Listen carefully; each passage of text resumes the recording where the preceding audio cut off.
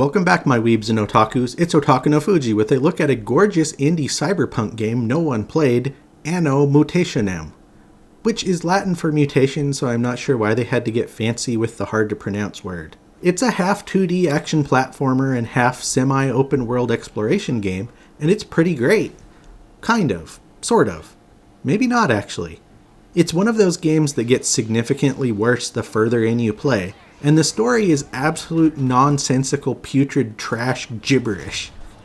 It sure looks pretty though. As always, please like and subscribe if you like this or anything else on the channel. It really helps if you do. Anno Mutationem stars a woman named Anne with a deep dark past living in a cyberpunk world that has been ravaged by a virus that turns people into robot zombies.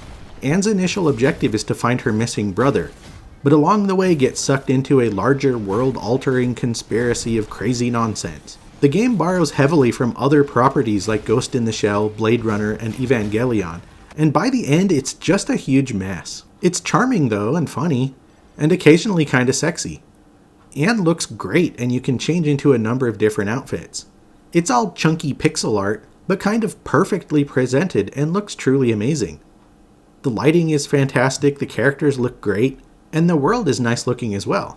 The presentation is definitely what caught my attention in the first place, and it doesn't disappoint. The gameplay, on the other hand, The game is split into distinct 2D and 3D sections, where 3D is for exploration and lets you freely move around the game world, but for combat and platforming you are locked to a 2D plane. This setup works pretty well, actually. You get to freely move around small chunks of a cyberpunk city and go into the shops and nightclubs and talk to everybody and do side missions, and it's kind of great.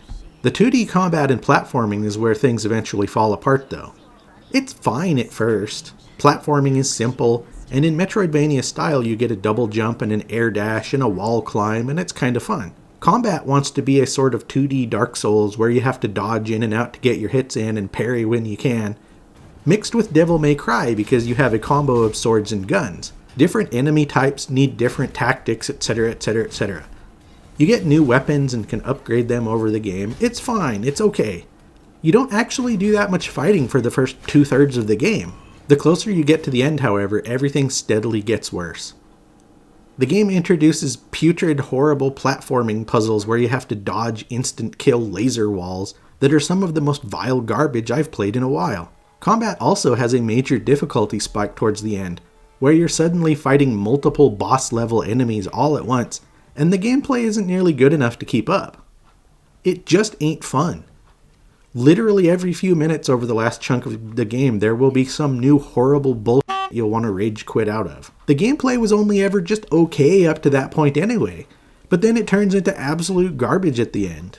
So by the end of Anno Mutationem, the story is a hot mess of absolute nonsensical gibberish, and the combat suddenly expects you to get good by spiking the difficulty far, far past the point where the gameplay can even keep up. This is not a stylish character action game where you have all of the tools you need to overcome any obstacle.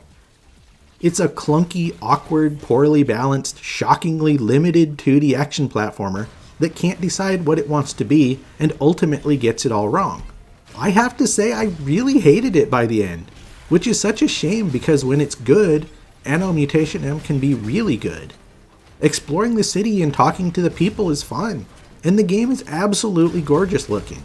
It's seriously really impressive visually. But the story is so messy and convoluted that you just stop caring well before the end, and the gameplay gets worse and worse the further in you play. I definitely can't recommend it for the full $25 MSRP, but if you can get it for less, I paid $12 or something on sale on Xbox, consider giving it a try.